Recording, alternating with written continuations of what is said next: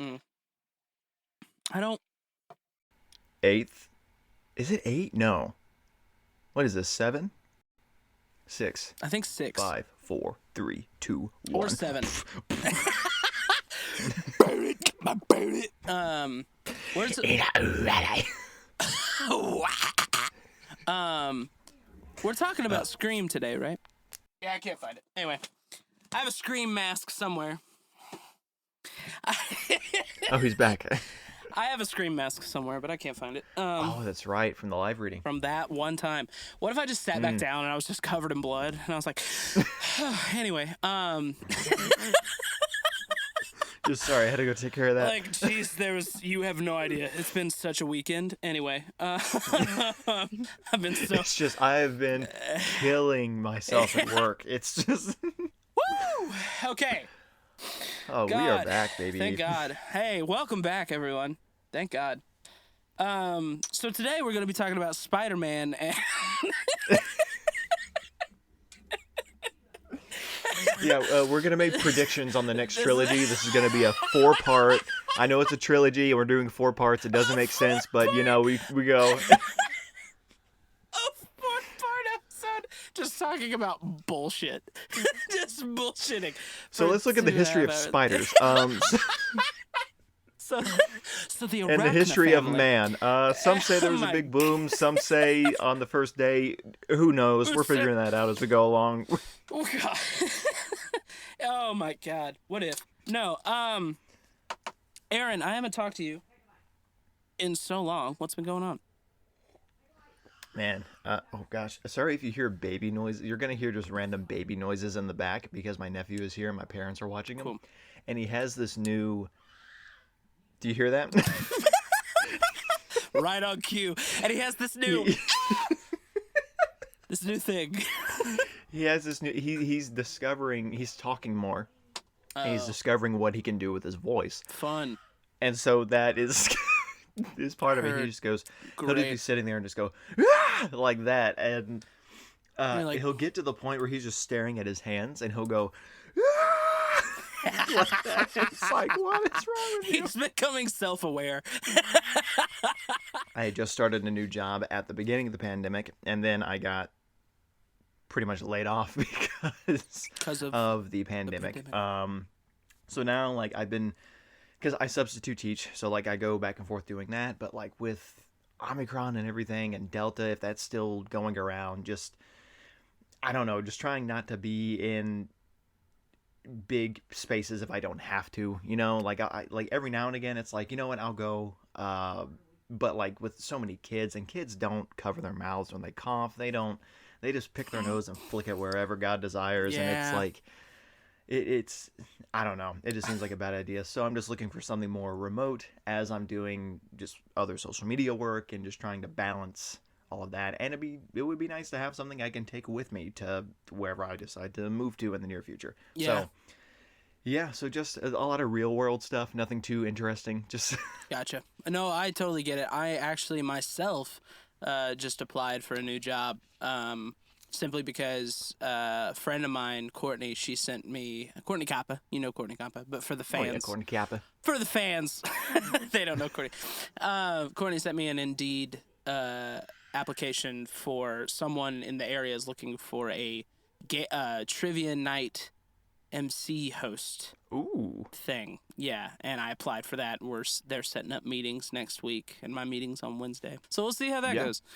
Going back to your like kids being disgusting thing. I remember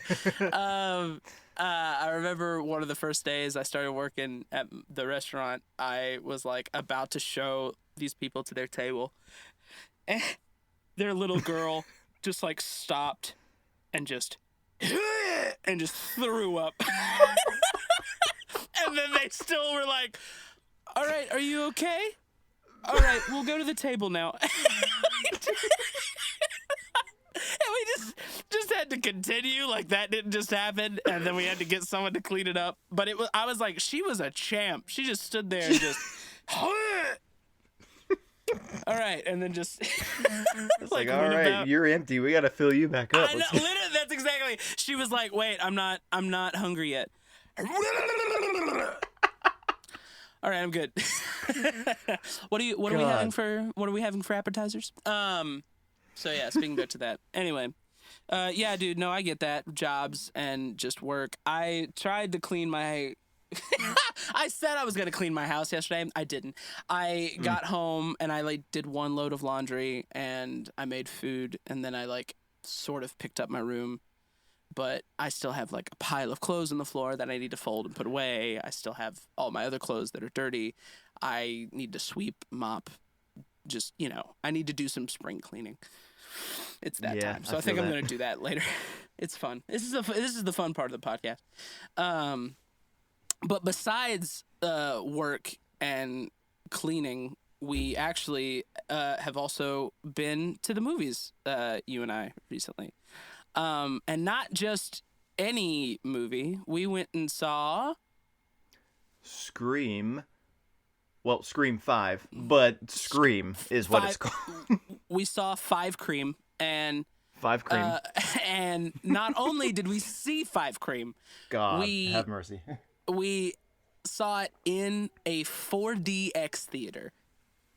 And I feel like that's a separate discussion that we could talk about in the episode. Like expectations, whatever your expectations are, raise them. I'm like, whatever you think a 4DX theater is, you don't even know until you've been there. So for those that don't know, a 4DX theater is basically one of those like immersive experiences. I think it's like a relatively newer thing that's happening. I mean, we've had 4D in the past, but it's specifically been for like rides, like amusement park. Yeah, like gimmicky stuff. Like there's been attractions. Like theaters specifically like, oh, this is the 4D experience. You will not see this movie in any other format except here, and it's like a safari ride or something like that. Yeah, it's been those, but like now recently they've started to create actual like theaters in like AMC's and all that stuff. We saw it at a Regal. And it's there is specific movies that they're like, oh, this could be in a 4D theater. And let me tell you, Scream 5 or Scream 2022 is a wild fucking ride in one of those 4DX theaters. So we'll talk about it later. But anyway, we ended up seeing Scream 2022, and I think both of us liked it a lot. Yeah. I thought it was pretty fucking fantastic. Yeah. We discussed this on the car ride up there. But whenever the trailer first dropped, I remember seeing it. And those of you who are fans of Scream, or just a quick thing, if you aren't a fan of Scream and you haven't seen any of them, it's basically, each movie is basically a tribute to any sort of horror slasher, the hash ringing, any sort of like horror or slasher flick that preceded it. The whole idea of it is there are these crazed killers that have that they're just huge fanatics of horror movies, and they like to bring that sort of thing to life, and their trauma of their own lives sort of play into it, and there's a whole moral dilemma that happens within it, and just all that. None of it justifiable, but that's just what the whole like concept of the first one was. And so whenever I saw the trailer for this new one that came out, I was like, oh wow, this looks good. And I was like, oh no, this looks good, because while Scream is an ode to like horror movies before it, it also does not, it's very meta, and it doesn't take itself too seriously. And this movie looked like it was about to take itself seriously just from the first trailer, which made me nervous that they were going in a different direction. But then we had a discussion in the car ride up there, and I think you laid it out in pretty good terms of just the evolution of the franchise itself. Yeah, I was going to say the first one, it like ended up being a huge success. Like, of course, you go into a project thinking it's going to work and you have all the hopes in it, but you don't know whether it's going to do well.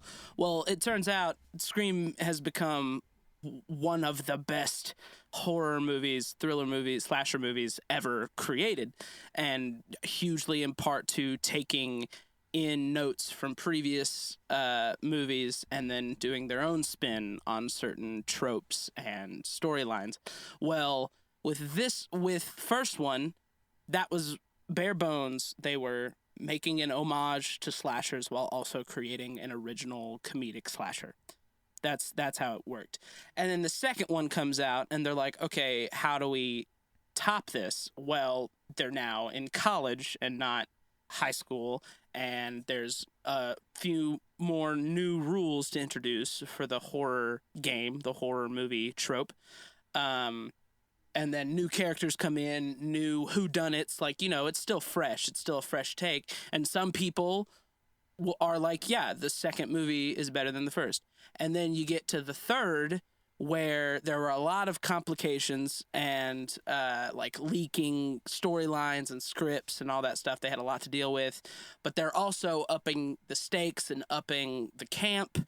And so it's bigger. It's like got more gags. It's got more jokes in it. So like, it's like more meta on more meta on more meta as you keep going. Well, after the third one, 10 years later, they come out with Scream 4, 2011. How do you make Scream fresh and new then? Well, now you're pulling from more of the later 2000s horror slasher movies where it's gorier, the deaths are more brutal, the teens are, more hip. There's technology, there's cell phones, just in general. There's cell phones, there's caller ID, all this stuff. And so they had to fit it into the late 2000s genre. Well, now, even 10 more years later, in 2022, you're like, where do they have to go with another Scream, and how is this going to work? I think it works perfectly because Scream has always been about camp and jokes and trying to pay homage to what's come before it. Well, now they have a chance to start creating something more original in their own universe.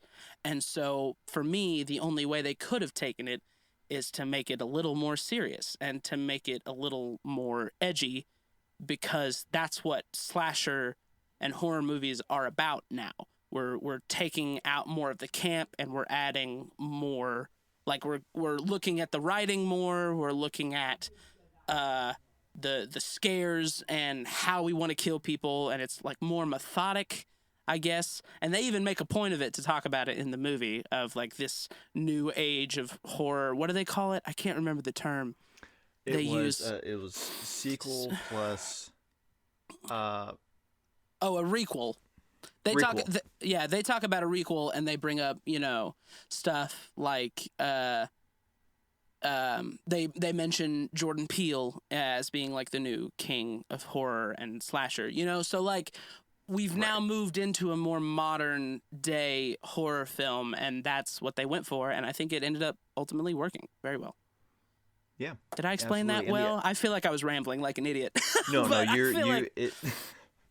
you hit it right on the nose, right to a T. And as we kind of get into the movie, just to kind of establish what the idea of a requel is this new theme as well of we're seeing a lot of movies in general that are either reboots or they're longtime sequels to movies that came out years before. Like, that's not just horror, that's just any movie that has not seen a sequel in years.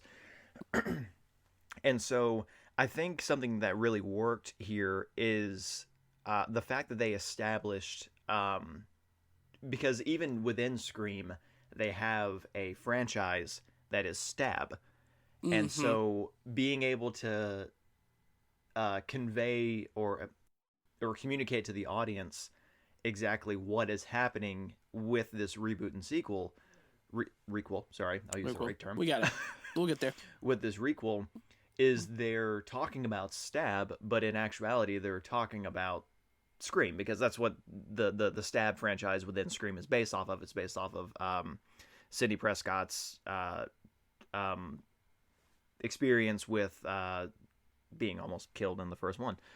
And so I think it's a very smart device that they have to be able to keep that meta quality that they have had over the years, where it's like, they're talking about the movie within the movie, but it's actually talking about the movie itself, and they're laying everything out for you, and it's just like, just seeing it play out as it's being spoken. It's just such a smart way of storytelling, and it's something that you just don't see. You don't see it in a lot of other movies or anything like that. Yeah.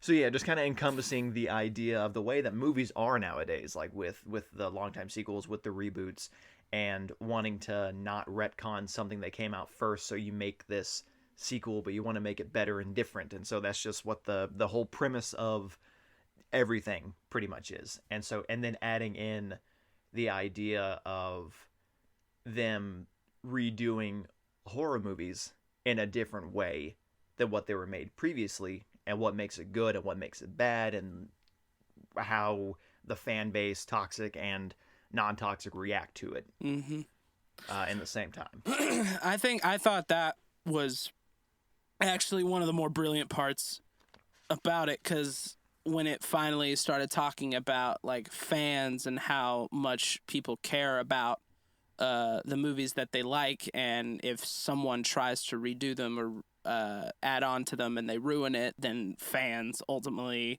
get really pissed about it and get really mad. And I'm glad that they have finally touched on that, because I mean, they touch on it in the earlier movies, in the earlier iterations, but it's more of, we love this franchise, let's keep making them. That's been the energy this whole time. Even in Scream 4 in 2011, they have a whole movie fest where they watch all of the stabs because they're like, stab, yeah. But now they are actually starting to be like, hey, do we need these? Like, do we always want these remakes and sequels and all that stuff? So I think that was really brilliant on their part. I saw it. I don't know if I talked to you about this. I saw it our night, Thursday, in the 4DX theater. And the following day, I was at work, and coworkers were like, we're going to go see it in the 4D because you told us to. And I was like, I'm coming. And I went you went to go see it in 4D time. again? The second night. But then after that, I was like, all right, I'm good. I've had enough. Yeah. The 4D. That's a lot. I still want to go see it again a third time at some point, but who knows when that'll be. Anyway. Oh, for sure. Yeah, let me know. I'd love to see it a second time. So Absolutely. It's kind of like a reverse thing where I saw Spider-Man twice, and so kind of, yeah. So yeah, take the reins. Take the reins. All right, so Scream 2022, classic opening. It's a girl, home alone. They are doing an homage to the original. It's methodic. It's brutal. They're introducing new technology, as we see in the trailer, the phone, locking the doors, and yada yada yada. The title sequence happens. Seemingly the girl has been killed, but as we come to find out, she's survived and she's in the hospital, and this introduces us to our main character, Sam, the sister of our first victim, and she's with her boyfriend, Jack Quaid, whose character's name is Richie. She gets a call. Right.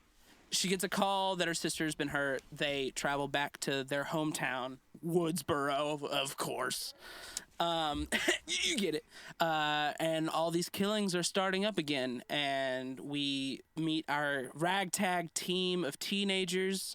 We got Mikey Madison as Amber Freeman, Jen Ortega as Terry Carpenter, the girl from the opening, Dylan Minute, I love him, as Wes Hicks, Jasmine Savoy Brown as Mindy Meeks Martin, Mason Gooding as Chad Meeks Martin, and that is our team, our crew that we're running with. So we meet them, we're finding out the killings are happening again, and when they try to figure out what's happening, they decide to go to someone who's been in it before, which is our main guy, Deputy Doofus.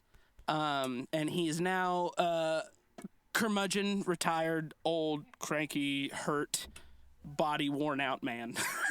He's no longer the sheriff. He's living out his time in a trailer. Him and Gail are now divorced, and that's a big thing. And they try to go to him for help, but he's like, I've done it too many times. I can't. But you know Dewey. He's like, fine, I will. And he ends up following them and trying to help them figure out some stuff. And they end up going to one of the kids' house, the Meeks characters' houses. They are the niece and nephew of the late Randy Meeks. And one of those kids actually introduces us to the new rules of our requel movie that we are now in, where there's like new characters, new tropes. We don't know who the killer's going to be. Yada, yada, yada. All these characters get picked off one by one, as per usual.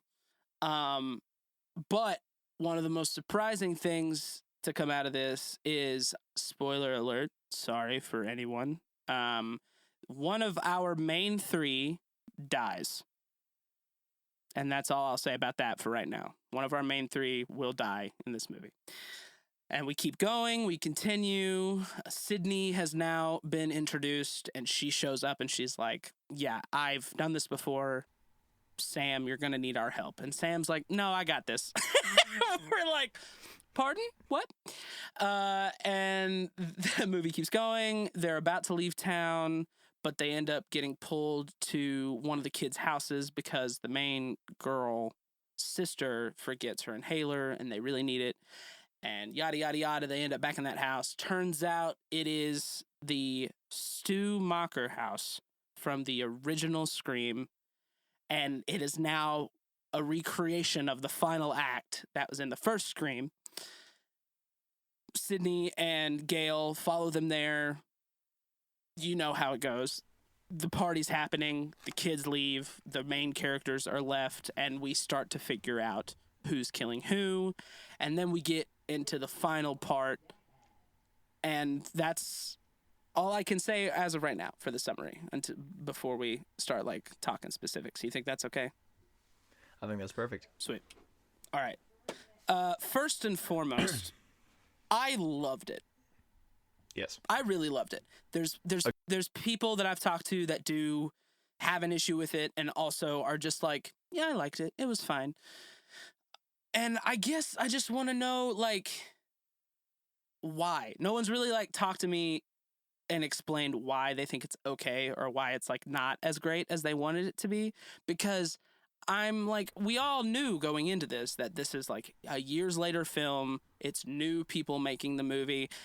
People that have made great stuff before. It's the people behind Ready or Not, which is a great film if you haven't seen it. Oh yeah. So we knew what what kind of talent we'd be getting. And so I don't know. I feel like it's a very great homage requel, and I didn't really have a lot of problems with it. What about you? Like, everybody played their part so incredibly well. I love the fact that they used actors that you recognize, but they are not household names. You know what I mean? Like, and I hope I'm not if any of them hear or see this, I hope I'm not offending anybody by saying that. However, but they're all talented and have made a name for themselves in their own right. So I'm just glad that they kind of kept with that. Let's keep this cast like this. I think, And I think, honestly, the way it was. Sorry to jump on you. Isn't that the way they No, you're did good. it in the original as well? Is like Yeah. all those faces are people. I mean, besides Courtney Cox, Right. all the people that are, and Henry Winkler, but that's besides the point. Right. All of our main kids were like on the up and up. Like they've already been in things and were starting to make a name for themselves. But like this is what. Like. Yeah, pretty Yeah. much. The only other thing is that in the original movie, I believe that Johnny Depp was in talks to play Billy in that, which you can totally Could see you that whenever you look at it. Could you imagine? There's a universe somewhere where Johnny Depp actually did play Billy.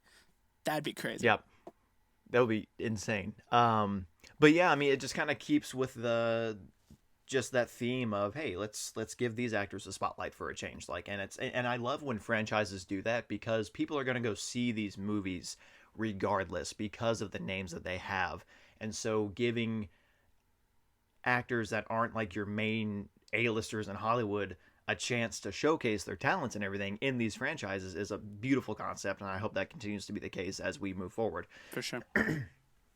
And yeah, I mean, I think just the way, I mean, the movie is doing what its intention is within the plot itself. I mean, some people are saying, "Oh, it's okay, like it's an okay sequel. Oh, it's okay. I don't really like the reboot." And it's like it's just raising these questions that are questions themselves within the movie. And I think doing that again just speaks for the genius of the way it was crafted.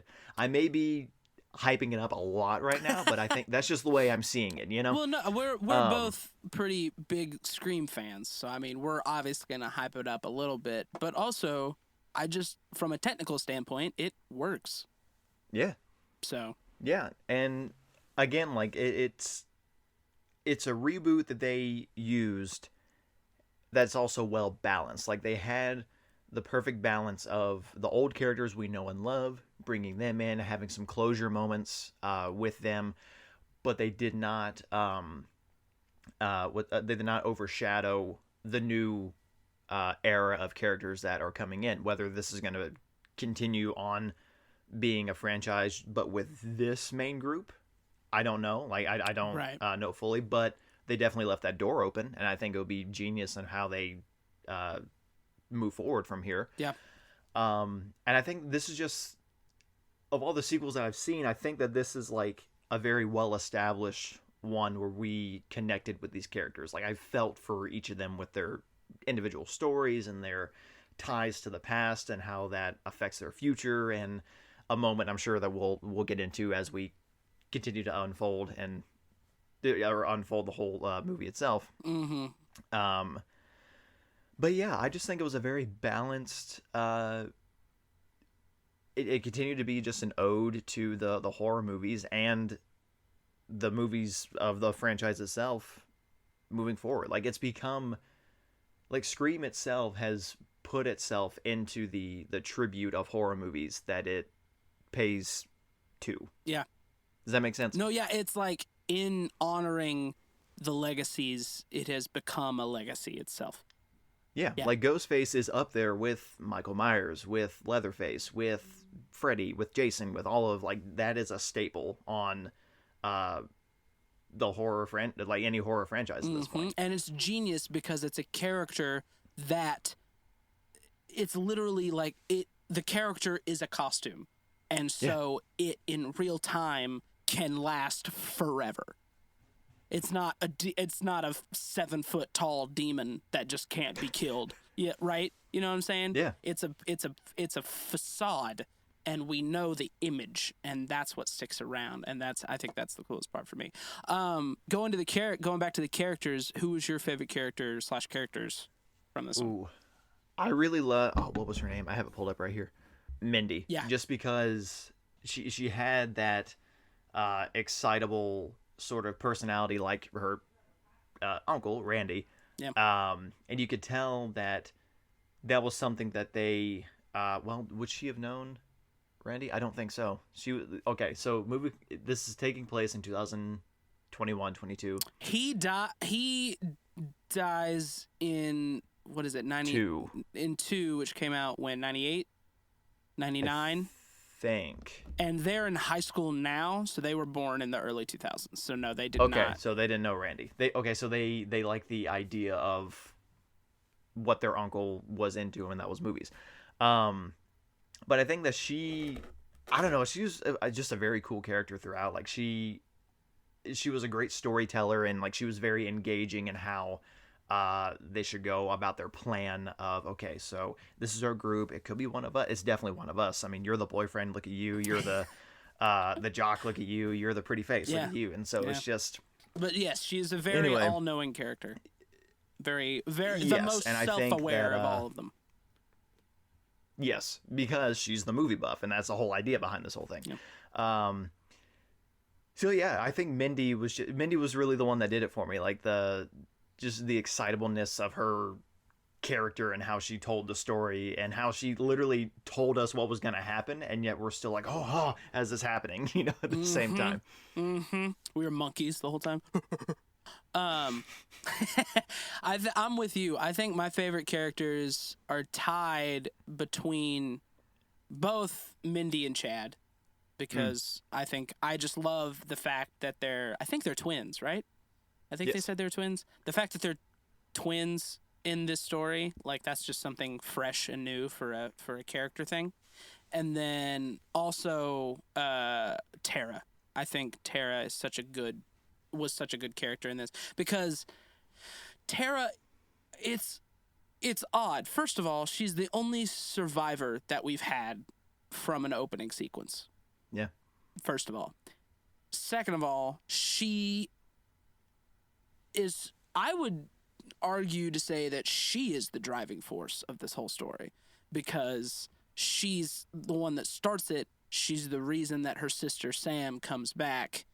And even though Sam is our main girl, our final girl, and the whole reason that this movie's happening, we still keep coming back to Tara. And, Tara keeps getting attacked. And you know what I'm saying? And I loved her, I don't know, her personality in the movie was really great because she's just a young sister, but also, like, so much stronger than a lot of people are going to expect, you know? Just like, if you can make it out of all these things, you're much stronger than anyone that I've ever known.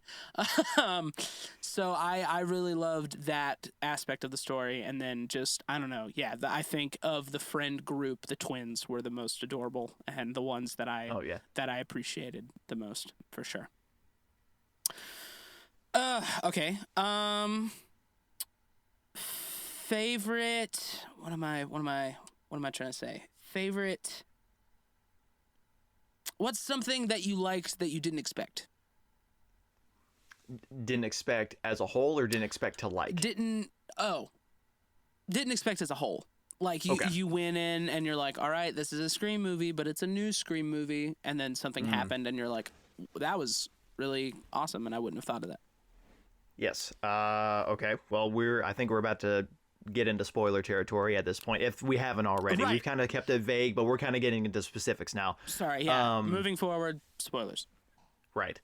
But I think the thing that shocked me the most, because we talked about this a lot, I think it was a very widespread thing. I think everyone had a lot of theories about Stu was going to be the main killer in this because, you know, the laws of horror movies, if you don't see the dead body, then they're not dead.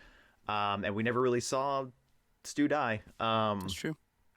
So, but someone who we did see die was Billy. Bullet to the head, Billy's gone. So, I think the thing that shocked me the most, and the way they did it was so, like, in the theater, I was like, oh.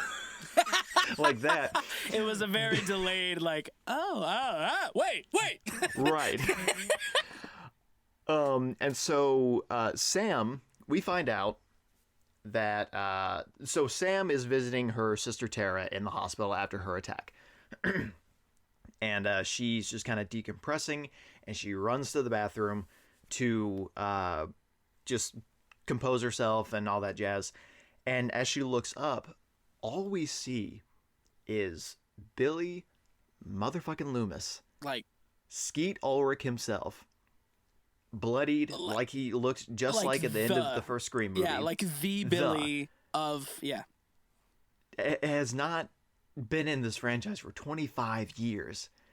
And there he was, just speaking to her. There was no, like, there was nothing huge about it. It was just, he was just there. And it's like, it was just such an abrupt thing. And then immediately after that, God, this is such good imagery. Sam gets attacked by Ghostface immediately after her encounter with Billy.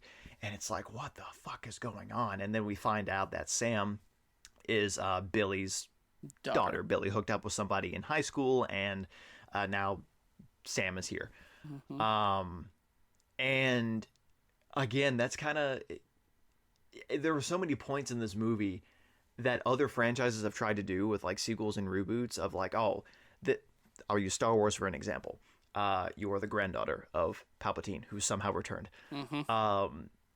but it didn't feel force fed. Like I got nervous when it's like, oh, I'm Billy Loomis's daughter. It's like, okay, here we go with the sequel stuff. But the way that they did it and the way that they just had him pop in and out and him kind of being a very weird guardian angel of sorts over Sam was like, it's like, I don't know if I should feel comfortable or if I should feel scared right now. No, yeah. No, I'm glad you brought that up because I was going to say I loved that part. However, I will say the part that I was not as into was the end when he pops back in. Yeah. But also, I'm like, is that on me for not seeing what they're doing? Because it, like, okay. So, she's schizophrenic, and she's seeing her dead father. She's done this in the past and probably for a little while. It's probably been happening. And in your head, as an audience member, you're like, oh, that sucks. Your dad's a serial killer. Dang. Well, to Sam, the character, she's had a lot to work through mentally and trying to come to terms with this. So maybe a part of her is seeing this person in the reflection and being like, oh, well, you're here now. So maybe, like, you can, you know what I'm saying? Like, maybe it's her own mind creating this facade of Billy. So maybe we need to look at it as more of this is her rendition and not the actual Billy, you know? Right. Because we're just going based on the first movie, which obviously he's a psychopath and a serial killer. But to her, that's her father. And she's more like him than she knows. So her mind is trying to make it work and make it make sense. You know what I'm saying? Yeah. So maybe that's an explanation for why he ends up, like, helping her a little in the end. It is strange. It's kind of off-putting. Yeah, because it's making you almost... It's like, is this a redemption arc for Billy? I mean, he's dead. So, like, there's really no coming back from that. It was such a weird... you don't see him as, like, this protector. You know what I mean? Like, Billy Loomis is not a protector by any means. And so it was very odd how...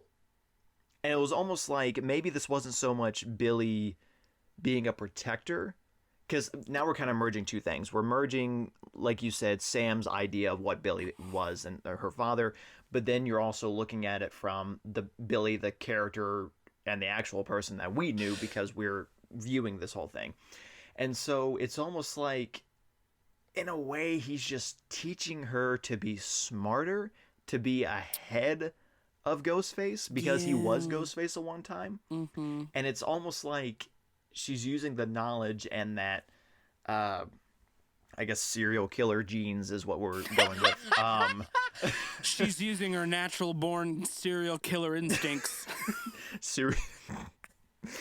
And, like, the guiding of, like, whenever she's being attacked by the actual killers at the end of the movie, being guided by, hey, there's a knife under here, or there's a gun under here, or there's... I thought they were looking at the umbrella, because where Billy got stabbed with the umbrella in the first one. That would have been funny. But it's like... And I guess that's kind of what it is, because Billy has been through this ending before, and so he's one step ahead of, like, hey, the gun falls here. Had I known that, I might be alive today. But you can know this now, so you can be alive at the end of this story. Mm-hmm. And so that's where it's just kind of throwing a lot of things at you at one time and just not knowing how to feel about it. Yeah. Okay, so on this, part of me because they've released this, there are plans for more. This is their plan to start a new series of Scream films, however many that's going to be. I hope that comes back and gets expounded on, because that'd be insane if they didn't. So, like, maybe in the future we're gonna see it pan out to be something else, or at least, like, we're gonna get to the bottom of it, because, like, maybe it's been a struggle for her trying to separate herself from her father, and so maybe we're gonna see that later on. Like, maybe he'll pop up and try to be like, you know how good it felt to stab that person that time? do it again. And she'll have to be like, no, battling with her, one of those Hamlet things. Yeah. We'll see. I don't know. But regardless, yeah, that was I would say that's the biggest thing to not expect For sure. from this movie, because it just, like you said, it just happened and we were like, huh? Like, it was so scary. Like everyone just like flipped out. They were just like, what?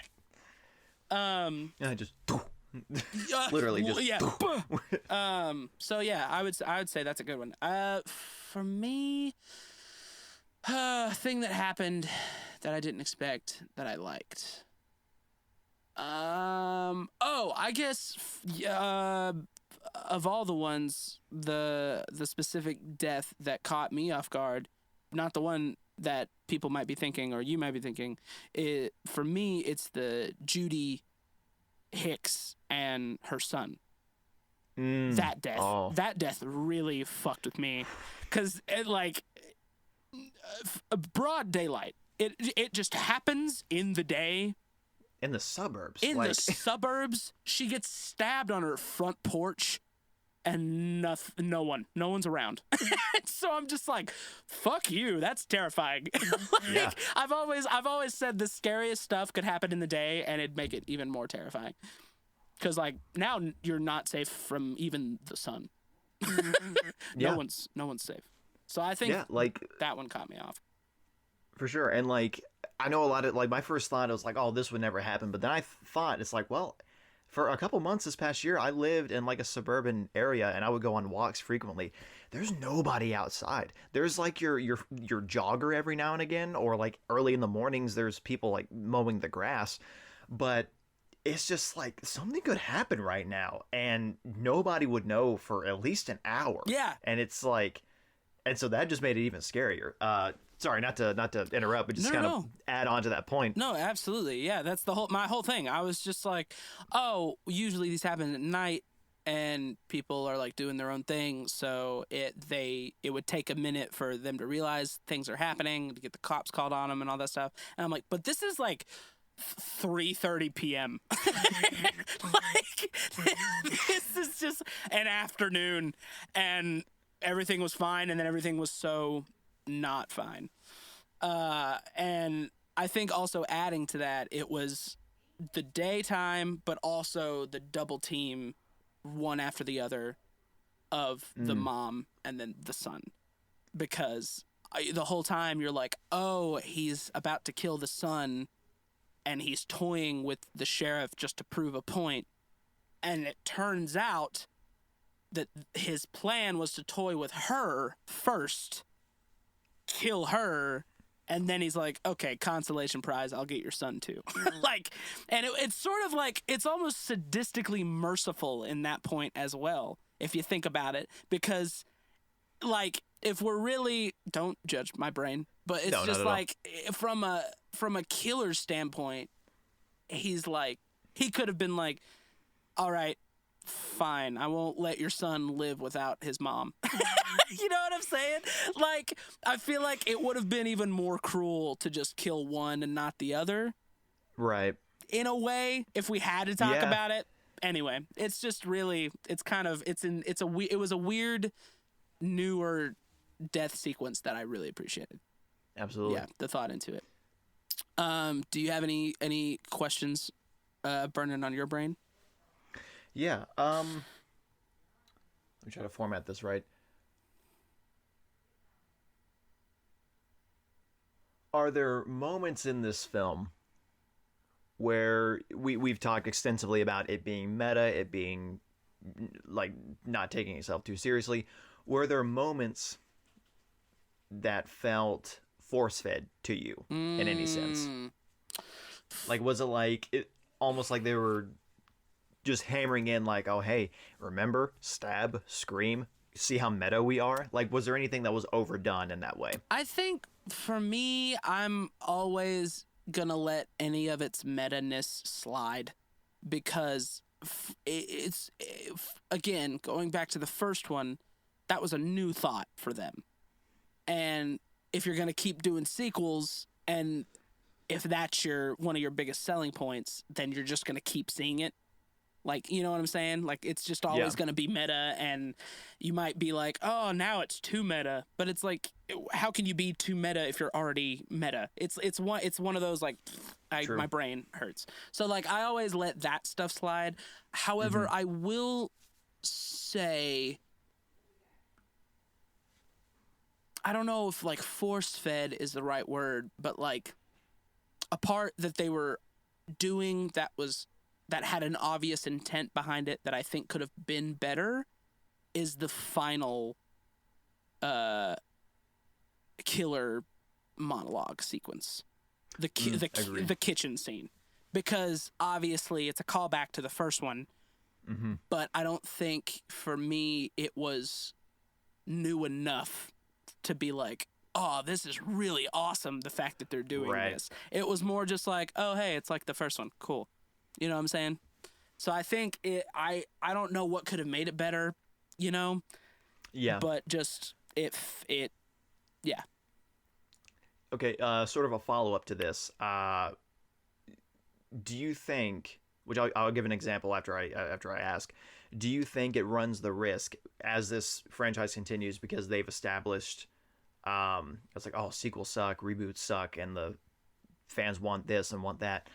Do you think it runs the risk of becoming a parody of itself, in the sense of where The Boys, another phenomenal Jack Quaid starring TV show, where The Boys is telling of the wrongdoings of superhero media, where it's like over-sexualizing women, or seeing like, oh, do you know how many people died just because they fought this evil monster, and this, that, and the other? And it's talking about the wrongness of these certain aspects. And I think there were points in The Boys where they started to kind of become a parody of themselves. It's like, okay, now you're kind of doing the thing you're talking shit about. So do you think that we could run that same risk in the Scream franchise, or do you think that they have caught themselves enough and have learned from maybe some of the things that people didn't like in 2, 3, and 4, and they know not to make those mistakes? Yes and no. Cool. You know what I'm saying? Yes, because there's only so much you can do. And there's only so many new ways of tackling your subject matter that eventually, if it happened to go on for longer than we expect, I'm sure that some of the tropes could get tiresome, and at some point you would, like, I mean, we've done it with every single sequel that's come out. It's just been like, oh, you're just doing this because of this, you know? But it could possibly be a no, because they have always been able to do something new, regardless of what decade we're in or what storyline is happening. They've always introduced at least something a little bit new and genuine for us to be like, oh, good on them for not following into that same, like, trench that they've dug themselves for the past 20-something years.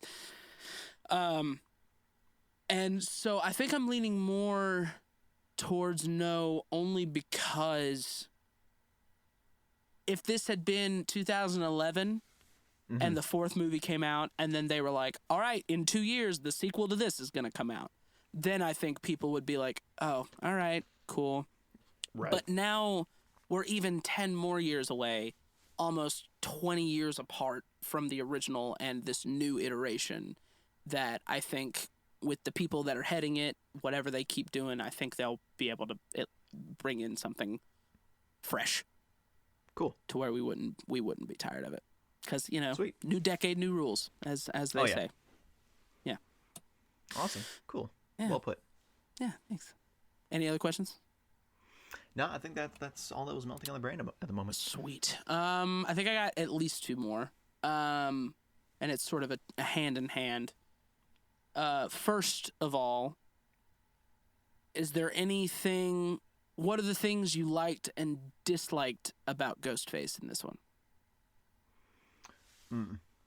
About Ghostface, just the idea. Yeah, because I think for me, that's always one of the first things that I look at in the sequels, is because I'm like, I even now am like, I still have a hard time being like, okay, Ghostface is an entity, but it's also just one of these characters. Right. And yet it's also a separate thing. You know what I'm saying? So I'm always curious as to see how Ghostface is going to be a character, and like the deaths and the killings and the tone and all that. And so I was just wondering if you noticed some things about him in this one. For sure.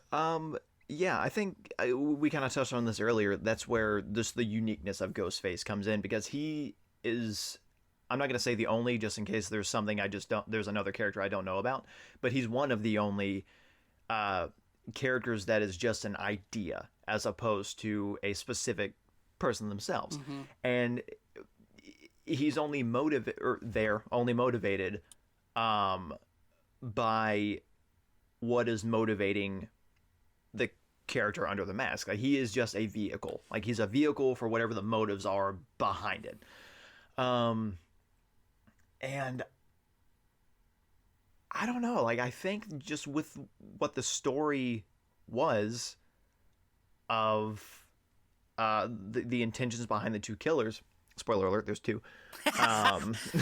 Spoiler alert. Yeah, I think this is probably maybe the most menacing that we've seen Ghostface since the originals, you know? Like, I agree.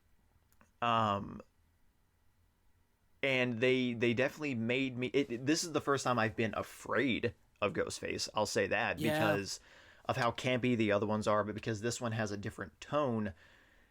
Just, there was a very quick moment where Ghostface is like walking and just like stops and just like turns around, and I was frightened by it, just because it's such a silly looking mask. Like, it would, if you're like sitting there and it's just sitting on the table, it's a silly looking mask. Yeah.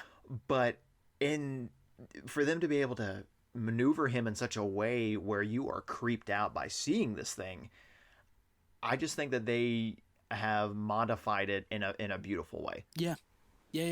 I was gonna say, like, if we're dissecting it, the first movie, to me, Ghostface is, I'll say it as like fresh and clumsy. Mm-hmm. That's what he perfect. is. That's a perfect way to put it. Fresh and clumsy, because if you think about it, these are two high schoolers that they've only killed one person before, and now they're trying to do it even more. Things are going to go wrong, but it's still going to feel like it doesn't feel planned, it doesn't feel acted, it's just like acts of passion. You know what I'm saying? Yes. And so that's how it feels to me in the first one. Do you have anything to add on to that? Oh yes. Yeah, I think in the first one, like, it wanted to focus on this is a given, but focusing on behind the mask, meaning where now it's like you see Ghostface appear and it was like, oh shit, there he is. But in the first one, because they wanted that whodunit sort of thing, it wasn't intimidating to see Ghostface because you were seeing him a lot. Like, somebody ran down the hallway wearing Ghostface, and it's like, oh, that's not Ghostface, that's just somebody running down the hallway, and everybody is handling the mask, which helps with the whodunit aspect of it, but it also doesn't make you fear it. It makes you fear the person behind it, whereas in this one, you fear Ghostface. Yes, it helps. In the first one, they help you desensitize yourself to the image and the character, so that way, when the character does attack and kill, it catches you off guard, because you're just like, oh, this is the real one. Like, this is the one that's right. Yeah. So that's the first one. The second one, I feel like it's a little more planned. It's a little better executed. I mean, things do happen and mishaps do happen, but on a grand scale, it feels more methodical and more planned out. The third one, it's just the campiest one. It's the campiest one. That's all. That's the best way I can say it. It's just like they have these ridiculous keels. They have these ridiculous kills. They have these ridiculous kills. He I feel like he pops up and you're just like, how are you here? You know what I'm saying? And in that one, in and of itself, the third one's the only one where it's one person. So that even amps it up more of like, how is one person able to do all of this the whole time? And so I think that's what adds to that. And then the fourth one is the most, how do I say it? Is the most, it's the most show-offy Ghostface. Where in 2011, it's gorier. It's more hectic, and it's because of that underlying plot of this new killer is trying to create something for people to see. The point is it's like a show at this point. So like that's how it feels to me. But in the new one, I think I'm with you. This is the most brutal it's felt since the first one. And also, I think of all of them, this is the most personal. It just, every kill that he makes and everything he does, you just feel the anger and the hate coming through the character. Yes. And I loved that. I think that's my favorite part of this movie is just the personal connection that the killer had with all these characters. And now to go off of that, part 2, what is your favorite kill of the movie? And I think we might have the same answer, but at the same time, I don't know. Yeah. Gosh, now I'm trying to like cycle through like all of the kills that happen in this movie. Right. Do you want me to help out? Please do. Like, help me recap. So the first attack, we'll say the first attack of the opening is pretty great. Right. It's an homage to the first one, and yet with the new technology and the eeriness that they're trying to include, it feels great. Then the second one is the kid, was it Stu's sister's son? The one that had the creepy one that's following the girl at the bar, and then we go out to the car. Oh yeah. That one I think was the weakest to me. Yeah. Simply because we saw him for 2 scenes. We already didn't like him. And so when he dies, you're just kind of like, good.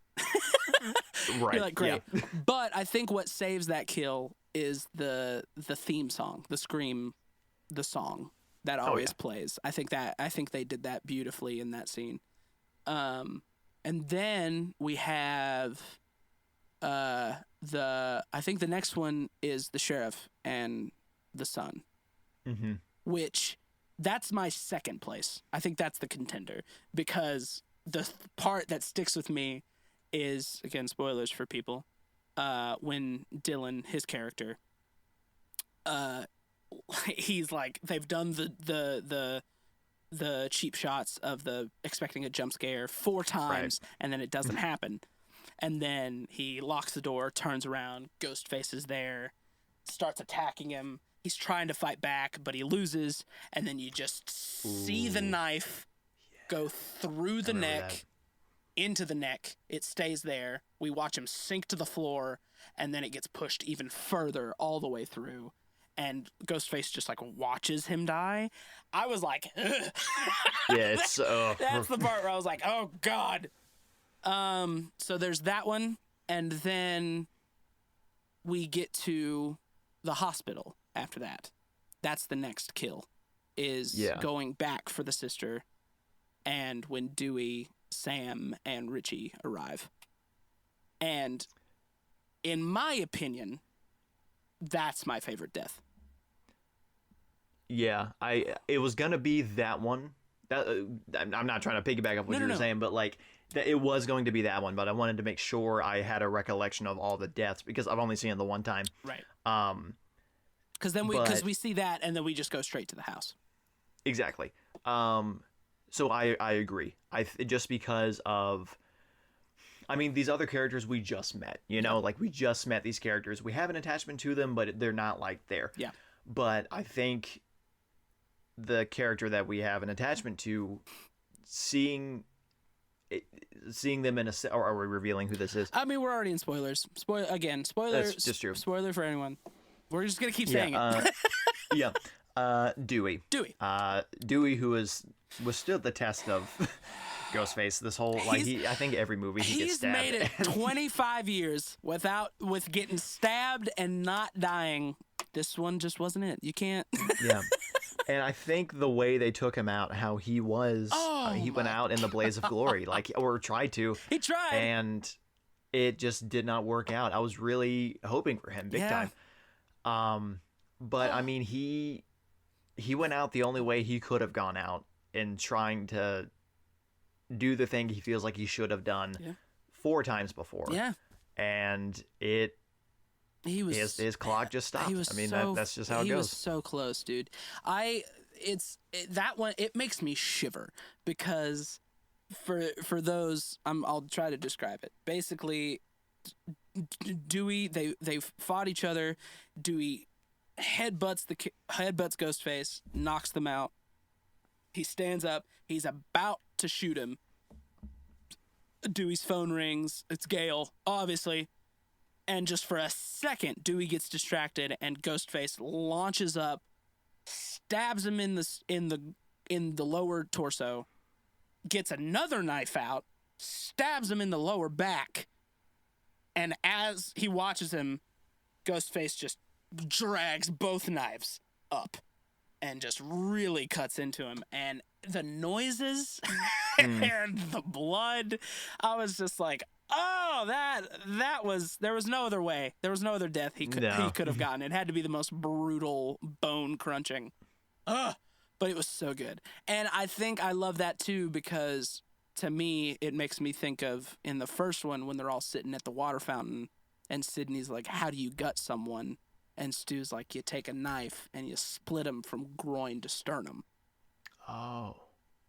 And, wow. And that's exactly what that fucking did. And I was just like, wow, well, so long, Dewey. It just hurt, dude. The body bag is what got me, because it's like, oh, well, what's gonna happen? One of those. Yep. Yeah. It's just for sure cool. Yeah, I think that is what drove it home more. Is like the audience knows that he's in the body bag, but Gale, who has just arrived on the scene, doesn't really have any clue of what's going on. But she just knew. She just knew, looking at that body bag, that it was him. And that crushed me. I was like, dang. She's gone through it the most, of the two. But R.I.P. Dewey. R.I.P. Dewey, man. I think, so that's my favorite one, but also I think I could be swayed to say that Samantha killing Richie is is a contender as well, because that was personal. You want to talk about personal? You said as it's happening, she's just stabbed, just going to town, and Aaron next to me just goes, "Oh, you're gonna get some time for that." I was just, because it's always the thing that I've seen in like crime dramas and all those kinds of films where like the court is always like, there's a difference between self-defense and just straight up murder. And I think 1 or 2 would have been okay. It was like she was whack-a-mole, and it was like I was just like, honey, you might have to go to court for a little bit, just for at least one hearing to figure this out, because she let her dad go. Her dad said, I got it. Go. We have technology. Goosh. That's exactly what it was. She said, I got the knife now, bitch. And so, like, of all the badass kills that Sydney has done, she's not even there. Like, sure, she's cold-blooded and she will fucking murk a guy in the head if that's what it takes. But Sam said, you're not getting up, and I'm gonna make sure that I get every last. Ugh. Woo. So, yeah. That was... My headphones. Hold on. Keep talking. Oh no. Got it. Yeah, yeah. I mean that, and just I can't remember if this was right before. I know that Billy is in the mirror right before, but is he anywhere in sight as that's going on? Like, is he watching this happen, Not or the presence of him? not that we see. Now that we see, we okay, just see him in the mirror, motioning towards the knife, and then she picks it yeah, up and just goes to town. But so that's again going back to the bringing Billy back up later on. I mm-hmm. hope that we talk about that moment because like how I even if you like I don't know. I'm just like you can't be all the way okay after that. Even if you're like I'm fine. You're not. Right. You're not. Yeah, like I don't think it's gonna turn into. I think the worst thing they can do is her turning into the killer. Like I think that would maybe be a wrong direction or a predictable direction. But I do think that the the the violence with it, like she'll definitely kill more killers later on. But I think somebody's gonna take note of like, hey bud, you okay? Right? Someone's like, gotta. Are you good? Exactly. I think that's something we will definitely see unfold later on. But yeah, just the essence of the whole thing is just ooh, Yeah. ooh. Yeah, absolutely. I mean, we've talked a lot about it thus far, but I maybe to like if you don't have anything else you'd like to bring up, maybe to round it out, what are some things you would like to see from the future sequels that are going to come out? Um, I was saying this before seeing this one, which I'm not going to get fully into this, but I think it would have been. There's a good motivator for Stu to come back. Let me just say that there's enough motive for him to do so. Absolutely. I think that there was enough motive in this one to do so, but they didn't, and I respect the choices they made. But I think that can carry on later. I think a good showdown between Billy's daughter and Stu would be a good thing to see in the making. Yeah. Just saying. Yeah. Yeah, I think now that we have these new characters established, I think just gaining the attachment that we have to the original gang is something that they can continue to build on in these next movies. And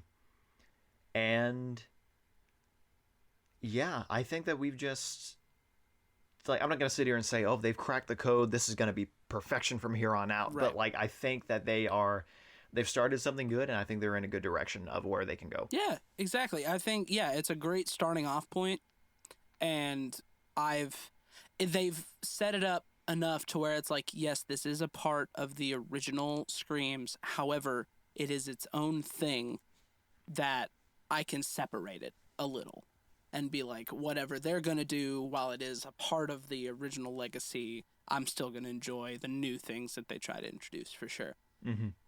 I think one thing for me, because we already talked about the Stu thing, and I also believe that it could, if it's going to be another trilogy, maybe like Stu's the final boss in the third one, right? That we could find out. I totally agree with that. One thing that I'd love to see that we haven't seen yet, except for the Scream TV show, which is its own thing, I would love to see somehow one of the survivors of this movie ends up being a killer in the next movie.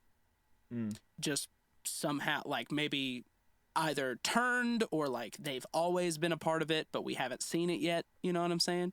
Because in the spoilers, again, I don't know if anyone wants to watch the Scream TV show. I suggest it just to like, I told it to Aaron. It feels like a very expensive fan-made TV show that is enjoyable. What they did is they, at the end of, I can't, I told you haven't seen it and I want to talk about it. I haven't seen it yet. It'll be okay. I'll survive. Right. It's been out for like what, at least 8 years now, so that's on me. Go for it. I know, but also I don't want you to take off your headphones. Okay, and I just won't listen to this part later on. Okay, so in the first season of Scream, the killer ends up being the reporter who is... can you hear this through the headphones? Can you? Okay. The killer ends up being the reporter, and the reporter is actually the sister of the main character.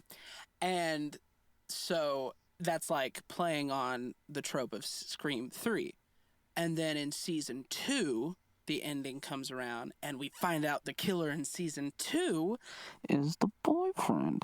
Just like in season 1, in the first Scream. And so I was like, oh, that's so cool that they saved that until the second season as like a cool reveal. I really thought that was cool. Could you hear what I was saying? No, honestly, no. Great. It was all I hear was and then you're just like good on it. Good. So if they did something like that in these next few movies, I would love it, but I would also like to be like, but how did that work? Anyway. I agree. So that's what I'd like to see. Overall, what would you rate Scream 2022? Nothing is perfect. But my ratings go with fan service, they go with quality of the movie, and they go with visual aspects. Practicality, I love practical effects. It gets it. Mm-hmm. Fan service, balanced. Nothing force-fed. Balanced. Mm-hmm. Quality of the movie, there were some parts that there were parts I liked more than others. Yeah. There were actors I liked more than others. Exactly. So putting all that into perspective, a very strong 8.5 out of 10. Fair. That's very fair. I think I'd also give it that, like an 8 or an 8.5. Nice. Because I was trying to think. I think my new ranking, personally, I don't have to say that, but I will, is 1, 4, 5, 2, 3. And it's very close in ranking. Like the numbers are very close to each other, but that's just. Oh, of the movies. Yes. I was like 1, 4, 5, 2, 3. What is it? What is that a reference to? What is he trying to tell me? You know what? I'll say it this way. 1 is my favorite. 4 and 5 are in second place for me because I can't tell which one I like more. And then 2, 3. Anyway. So yeah, I think I'd give it like an 8, 8.5. I can't wait to see what happens. For sure. If they make more. if this pans out. Okay, now that we've discussed the movie as a whole, let's talk about the experience of seeing Scream 5 in a 4D theater. Y'all, I'm telling you, if you have the chance to go see it in a 4D theater, do it. Yes. It's a fucking ride. Literally. Like, just to list off a couple of effects that we got. Anytime somebody got stabbed, water sprayed on you. Yes. Anytime somebody got stabbed in the back specifically, they had these hydraulic things that would like poke you in the back. It scared the shit out of me. The first time it happened, we both were just like, oh, okay, all right, cool. The very opening shot, you see the house and you see the trees blow in the breeze. They had fans that like blew, and it's like, oh, this is about to be something. It was so creepy. As soon as it started, feeling that wind, I was like, we're in it. Yep. The seats were on some sort of machine that they would jerk anytime that there was a climactic moment. If you were in the car, they kind of jostled a bit. I was about to say, the seats are kind of built as if it's like a car of a roller coaster. There's 4 seats to one section, and the whole section will move. And that was wild. Yeah. The effect that scared me the most was somebody gets shot in this, and the bullet whizzes by their head. There's like a little burst of air in the headrest that by you, and it's like, oh god. I didn't expect that one, and that one made me mad. I was like, how fucking dare you? Just like randomly to be sitting there already being like shaken, and then just, and you're just like, ah! It hurts, dude. Yeah, and it was a very the theater was not packed by any means. Which if you're gonna go see Scream in a 4D theater, you know you're a die-hard fan. You know what I mean? Yeah. Like choosing to go to this, and so everybody was just laughing at each other for getting scared. Like it was like I know I had plenty of outbursts of just small things get me. If it's a big moment, it gets me, but little small things when it's quiet and it's like a phone rings. Oh fuck. Yeah, when it breaks the momentum, that's when you're just like, Jesus, okay, cool.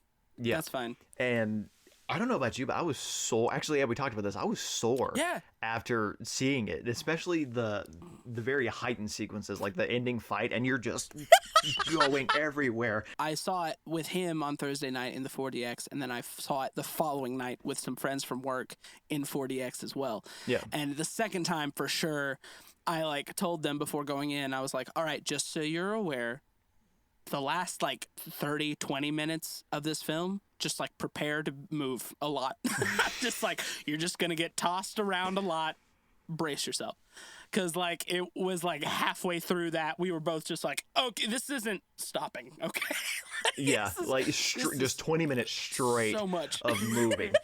And popcorn, like the woman sitting next to me, she had her popcorn. It was just going everywhere. I was just like, Jesus Christ. I was so glad that you grabbed your popcorn, because that would have been the worst. I did. I was like, hey, man, will you set this over there? I just couldn't imagine. The second night, I was going to say, the second night we saw it, there were some people sitting in front of us, and two of them just they were like the loudest of the theater and kept like yelling to each other, being like, bitch, I told you that's what was happening. And there would be several moments where like they'll get us and we'll all like scream, and they just turned around to us and were like, didn't I say I fucking, and we were like, no, you said it. We both were watching it going on. It was so funny. We were all screaming and having a hoot and holler. I think my favorite, and by favorite, I mean, no. Okay, the scariest for me, for everyone that will see it in a 4DX theater or might see it in a 4DX theater, is any jump scare, your car is just going to go, it's just going to jolt you forward. So that sucks because I hate jump scares, and it gives you no other, like, you have to scream. You just have to get scared. So I was like, great, cool. But I think my favorite movements were the wind. I just love that effect because that added a whole other layer to it. But also, there's a lot of, like, sweeping shots in the movie where they'll, like, tilt and follow, and the carts will, like, move you slowly and, like, tilt with the camera. I thought that was really cool. That part got me. But there's definitely some movies to see and not see in 4D. Like if you're seeing a Marvel movie for the first time, don't watch it in 4D. Oh my God, I wouldn't even see it if I've seen it. Like, you know, I feel like there's too much in a Marvel movie. Yeah, that's fair. That you would hurt. The Batman? We can talk about it. We can talk about it. Maybe we'll see. Maybe a first time without, and then a second time, if we love it enough, we would go see it. Yeah. Like, I'll say that seeing Scream in a 4D, it took nothing away. No. We would have loved it and enjoyed it in a regular theater, but the only thing that 4D did to this was add to the experience. Yeah. Yeah. I was going to say, I think so now that I've seen it twice in 4DX, I personally just need to see it without 4DX, just so I can take it in that way. Because, like, not that I'm saying I regret seeing it twice in a 4DX, because I didn't. It was a great time. But also, now I don't have a regular theater experience to compare it to. And so I think I would need to see it in a normal theater just to, like, see how the movie pans out in that way. Again, I don't think it would hurt it, but just, like, to get a new eye on it. For sure. But I highly suggest it to anyone that is willing to pay like $20 for this ticket. It's worth it. It's true. What do you think about it? It's only, I mean, unless you get like deals or whatever, it's from a regular movie ticket, it's only like $6 more. Yeah. And it's definitely worth it. Thank you for listening. My brain is just like, I don't know how to. So exhausted after every. Literally. Thank you for joining us on yet another episode of Double A's. Batteries not included. Not included. We'll have to get used to that. I hope everybody's been enjoying the listening or viewing experience, whatever format you decide to do. It's been very fun to do this thus far. Whatever the next episode may be, as we always say, we never know what the next episode's going to be. But yeah, we just hope that you continue to just take an hour or so out of your day to listen to us, whether it be a car ride, or whether it be going to bed at night, or just whatever it is in the middle of the day. Yeah, we enjoy it, so we enjoy having you. Enjoy having you. I mean, you can listen to it while jogging. You can listen to it while taking a bath. You can listen to it while you, too, are murdering your peers in Woodsboro. Just whichever. Although we recommend more. We recommend some more than others. I don't condone it. I'm just saying it's an option. But yeah, just don't mention it in your press release. Do not bring up our name on the podcast during your court case. Anyway, hey friends, thanks for listening and tune in next time. We'll be right back. I'll be right back. Oh. I think that was my favorite.